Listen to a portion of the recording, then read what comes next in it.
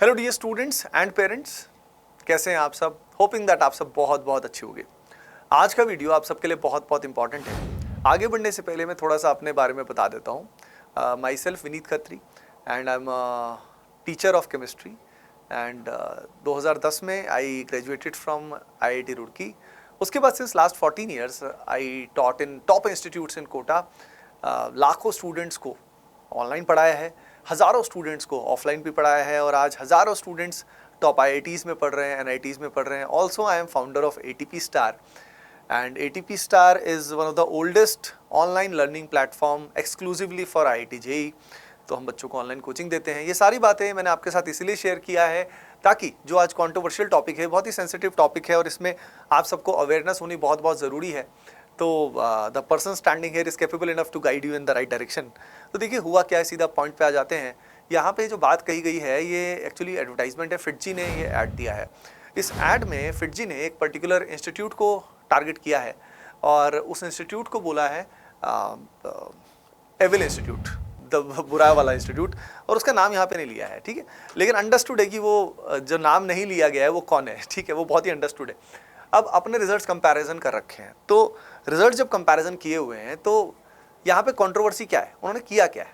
पहली चीज़ तो उन्होंने रिजल्ट कंपेयर किए हुए कि भाई हमारे इतने सारे स्टूडेंट्स हैं और जो नया इंस्टीट्यूट आया हुआ है उसका एक ही बच्चा है, उसका एक ही बच्चा है, और उस एक बच्चे के लिए उन्होंने बोला है कि भाई ये एक बच्चा भी जो था इसका फ़ोटो उन्होंने दिखा दिया और उसके बाद उसका पूरा डिटेल दिया हुआ है कि फिटजी में एडमिशन लिया हुआ है। 18 अक्टूबर को एडमिशन टेस्ट दिया, फिर एनरोलमेंट किया 18 दिसंबर को, और फिर उसके बाद क्लासेस स्टार्ट हुई, फिर गर्ल्स की टॉपर बनी, और ये सारी पूरा डिटेल अप्रैल 2023 तक ये बच्चा वहाँ रहा। यानी लगभग 80% सिलेबस इस बच्चे का हो रखा था, राइट। तो काफ़ी डिटेल जो है वो सब कुछ इसमें शेयर की गई है ना। अब ये जो बच्चा है इसका जो रिजल्ट है ये किसी ने शो किया गया है, ये इन्होंने जो एविल इंस्टीट्यूट बोला है उसने शो कर दिया। लेकिन वो भी यानी पूरे इनके रिजल्ट्स में भी जो एविल इंस्टीट्यूट इन्होंने बोला उसका एक ही बच्चा था और वो भी यही बच्चा था जो फिटजी के पास था। तो पॉइंट ये है कि ये कहना क्या चाह रहे हैं।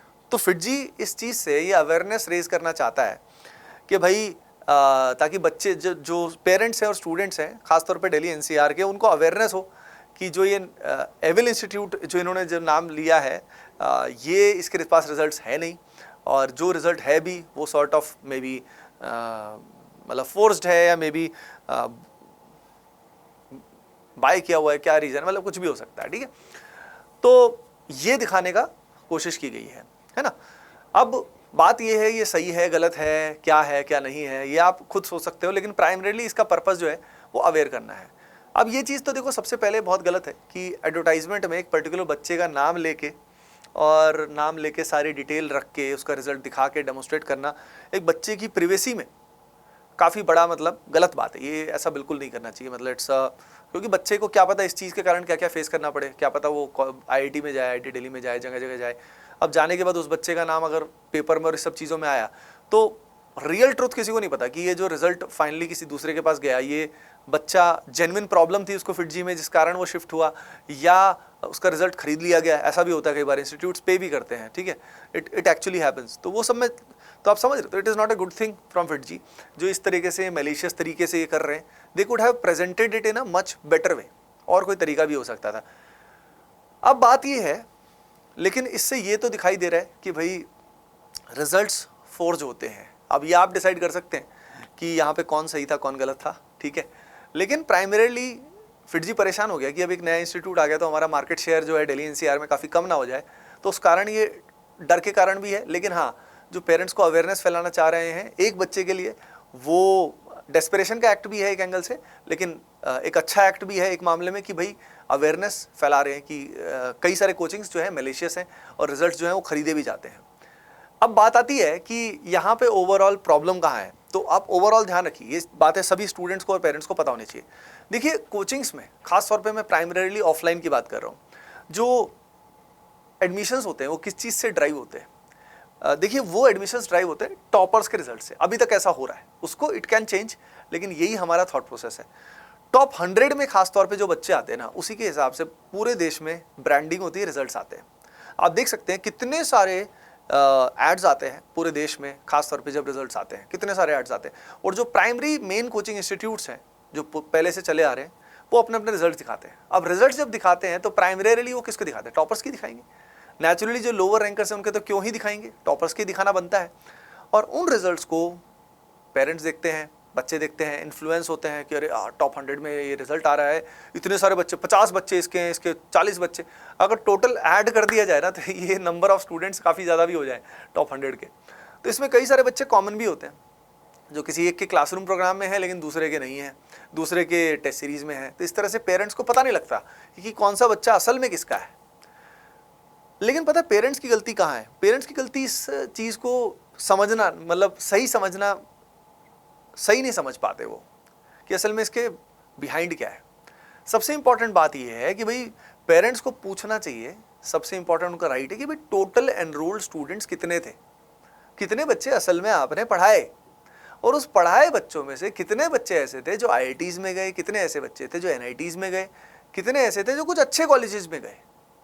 याद रखिए सिर्फ जेई मेन में सिलेक्शन होना भी बड़ी बात नहीं होती। जेई मेन में मतलब लगभग 2-2.5 लाख बच्चे जो हैं वो जेई मेन क्लियर करते हैं, सबको अच्छा सीट नहीं मिलता। तो जेई मेन का सिलेक्शन भी कोई ज़्यादा इंपॉर्टेंट नहीं होता। तो ये जो चीज़ है, ये जो डेटा, ये बहुत ही कम इंस्टीट्यूट्स हैं जो निकालते हैं कि इतना सिलेक्शन रेशो हुआ, इतने बच्चों का रियल में कुछ जो बच्चे आए थे उनका ये आउटपुट निकला। It may be highly probable कि 1 लाख बच्चा एडमिशन लिया और 1 लाख बच्चे के एडमिशन में से हो सकता है 5,000 बच्चों को ही कुछ खास कॉलेजेस मिले या 8,000 बच्चों को ही कुछ खास कॉलेज मिले। It might be possible. हो सकता है 80 to 90% बच्चा ऐसा होगा जिसका कहीं पे किसी अच्छे कॉलेज में नहीं होगा। और ये जो टॉप बच्चा है, ये बहुत हाई चांसेस है कि अच्छा बच्चा जो है वो आज के टाइम में यूट्यूब से भी पढ़ के, खुद से किताबों से पढ़ के भी अच्छा रिजल्ट ला सकता है। तो इसमें आप खुद ही सोचिए कोचिंग इंस्टीट्यूट्स का कितना बड़ा रोल है। जो बहुत अच्छा बच्चा है उसको अच्छा रखने में कोई ज़्यादा रॉकेट साइंस नहीं है, वो खुद से भी कर लेता है। मैंने भी बहुत सारे टॉप रैंकर्स को पढ़ाया है, प्राइमरीली वो खुद से किताबों से पढ़ के, नोट से देख के काफ़ी कुछ कर लेते हैं। टीचर्स का रोल उसमें थोड़ा सा रहता है, हल्का सा रहता है, बहुत बड़ा रोल नहीं रहता है। तो ये जो टॉपर्स का गेम चल रहा है ना, जिसमें उनके एड्स जो आते हैं न्यूज़पेपर में, फुल लेंथ एड्स आते हैं, इंटरव्यूज़ आते हैं, इनको बाय भी किया जाता है। देखिए फंडा ऐसा होता है, जो आप सभी को ये अवेयरनेस होनी चाहिए कि खासतौर पे 6th to 10th जो है ना, ये जो टाइम है ना, ये नेस्लिंग टाइम है, नेस्ट बनाया जा रहा है। मतलब इस समय पे जो अंडे हैं वो तैयार किए जा रहे हैं, जिसमें जो टॉप बच्चे हैं उनको ढूंढा जाता है जगह जगह से। ये मार्केटिंग स्ट्रेटेजी है और ये एज सच डायरेक्टली कोई रॉन्ग नहीं है। इसमें जो टॉप मोस्ट इंस्टीट्यूट्स हैं ये अफोर्ड कर सकते हैं इन बच्चों को पिक करना, तो इन बच्चों को स्कॉलरशिप भी दी जाती है। प्लस आजकल तो इंस्टीट्यूट्स आपस में खींचतान भी रहती है कि ये बच्चा, उनकी प्रॉपर टीम काम करती है। आपको अवेयर नहीं होगा लेकिन कई जगह इंस्टीट्यूट्स की 20-20 लोगों की, 50-50 लोगों की टीम होती है पर्टिकुलरली इस चीज़ के लिए कि भाई जो इंडिया के बेस्ट स्टूडेंट्स हैं ना, टॉप 100 के लेवल के, इनको ढूंढना है। इनको चाहे फ्री में पढ़ाना पड़े, चाहे इनका एक्सपेंस लेना पड़े, चाहे इनको कुछ देना भी पड़े, दे गेट दो स्टूडेंट्स। क्यों? क्योंकि दिस इज़ हाउ पेरेंट्स जो हैं उनको बड़ा अच्छा लगता है रिजल्ट्स। तो पर खुद आप सोच सकते हैं कि ऐसे बच्चों का रिजल्ट जो है, क्या उसमें इंस्टीट्यूट का कोई खासा रोल है? नहीं ना, इंस्टीट्यूट का कोई खासा रोल नहीं है। पर this is how this business works. ये वर्क कैसे करता है? क्योंकि पेरेंट्स जो हैं वो अवेयर नहीं है, वो सीधा हम ये देखते हैं और एडमिशन ले लेते हैं उस बेसिस पे।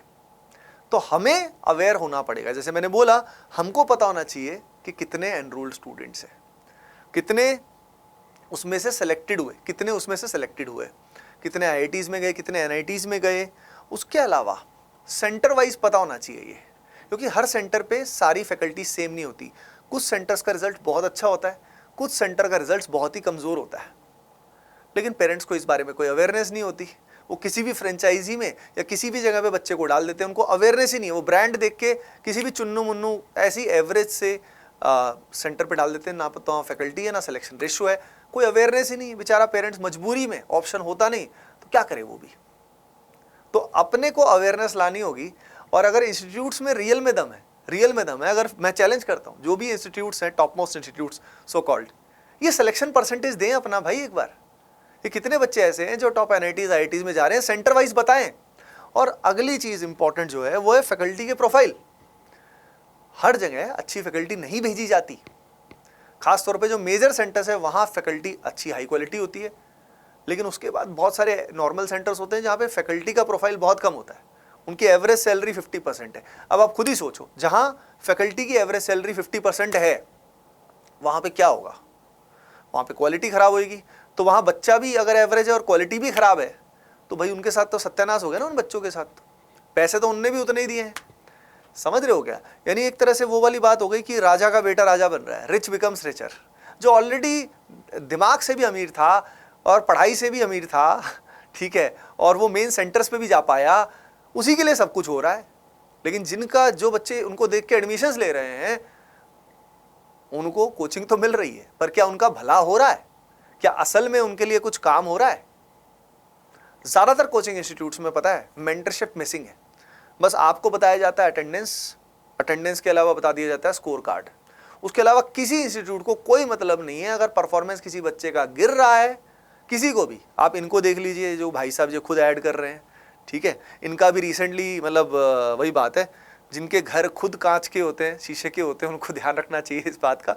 फिटजी का भी रिसेंट आपने देखा होगा कि भाई ये फैकल्टीज़ जो हैं उनको सैलरी नहीं दे रहे टाइम पे, बहुत समय से, ठीक है। तो आप देख सकते हो ये रीजंस। उसके अलावा जो दूसरा हेविल इंस्टीट्यूट की जो बात कर रहे हैं, वहाँ पे बहुत सिलेक्शन रेशो का इशू है, बहुत बड़ा सिलेक्शन इशू का इशू है, और बहुत सारे बच्चे एक क्लासरूम में होते हैं, भर के क्लासरूम में होते हैं, सुसाइड्स होते हैं, हर जगह के इश्यूज हैं। यानी यहाँ पे कोई प्योर कोई भी नहीं है अगर हम बात करें तो। लेकिन एज अ पेरेंट, जो भी बच्चा या जो भी पेरेंट इस चीज़ को देख रहा है, they have to wake up, they have to understand कि भाई what type of value they will provide. क्या बच्चे को गाइडेंस मिलेगी? क्या बच्चे को मेंटरशिप मिलेगी? क्या बच्चे को हाथ पकड़ के आगे बढ़ाया जाएगा? क्योंकि ज़्यादातर बच्चों को ऐसी ज़रूरत पड़ती है। मान लीजिए फिजिक्स में, केमिस्ट्री में बीच में क्या होता है, मोमेंटम लूज हो गया, क्या किसी ने देखा? क्योंकि पेरेंट्स के पास समय थोड़ी ना है देखने का। क्या पेरेंट्स के पास समय है इतना देखने का? नहीं होता यार, जॉब कर रहे होते, काम कर रहे होते, 100 तरह की टेंशन है, अपने बूढ़े माँ बाप की सेवा कर रहे होते हैं, उधर बच्चा भी बड़ा हो रहा होता है। कोचिंग में पैसा इसीलिए जमा कराते हैं कि भाई अब ये कुछ आगे बढ़ेगा, कुछ कर दिखाएगा। पर ना तो कोचिंग्स गाइडेंस देते हैं, अगर बच्चा जेई के लेवल का नहीं है तो उसको गाइड करना चाहिए कि बेटा तू ये 4 एग्जाम और है, इनकी तैयारी कर ले, हेल्प करनी चाहिए।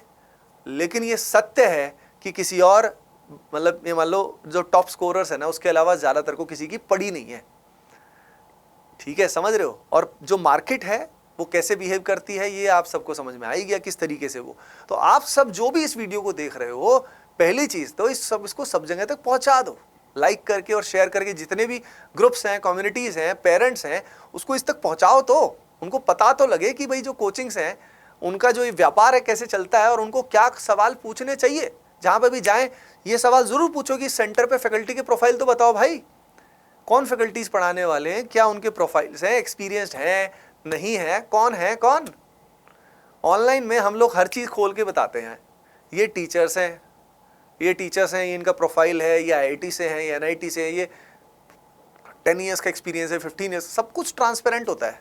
ऑफलाइन में लेकिन ऐसा नहीं है, कोई प्रोफाइल नहीं बताता, कोई आपको नहीं बताता कितने एनरोलमेंट से कितने सेलेक्टेड हुए, कोई नहीं बताता भाई ये लेकिन द फ्यूचर इज ट्रांसपेरेंसी। क्योंकि यार हमारे बच्चे के करियर का सवाल है ना। तो आप ये पूछना सीखो, आप अवेयर होंगे तो ये सब जो चीज़ें चल रही है ना, ये जो व्यापार चल रहा है इतने समय से, ये ठीक प्रिंसिपल्स पे नहीं है, लेकिन ये चल रहा है क्योंकि हमने ही तो देखा, as a parent, as a student, हम ही तो इससे मैनिपुलेट हुए, तो वही चलता आ रहा है। तो let's change this for ever and let's focus on ऐसी जगह पे हम बच्चे को पढ़ाएं जहाँ पे उसको मेंटरशिप मिले, जहाँ पे उसको सही गाइडेंस मिले, और जहाँ पे उसको सिलेक्शन तक ले जाने के लिए, चाहे वो बच्चा एवरेज क्यों ना हो, उसको सिलेक्शन तक ले जाने के लिए उस पर मेहनत की जाए, उसको सही मार्गदर्शन मिले, मोटिवेशन मिले। उससे जो ये डिप्रेशन होते हैं, सुसाइड्स होती हैं, वो भी रुक जाएंगी, प्लस बच्चे सही डायरेक्शन में जाएंगे, अपना देश भी जो है वो प्रगति करेगा। तो होपिंग दैट आपको इस वीडियो से सारे एस्पेक्ट्स क्लियर हो गए होंगे कि भाई ये चल क्या रहा है all together, and so hoping that this video काफ़ी आपके लिए हेल्पफुल रहा होगा। इसको शेयर ज़रूर करिएगा, ठीक है। चलिए कमेंट सेक्शन में बताइएगा आपकी राय क्या है, व्हाट डू यू थिंक। चलिए ओके देन, नमस्ते, राधे राधे।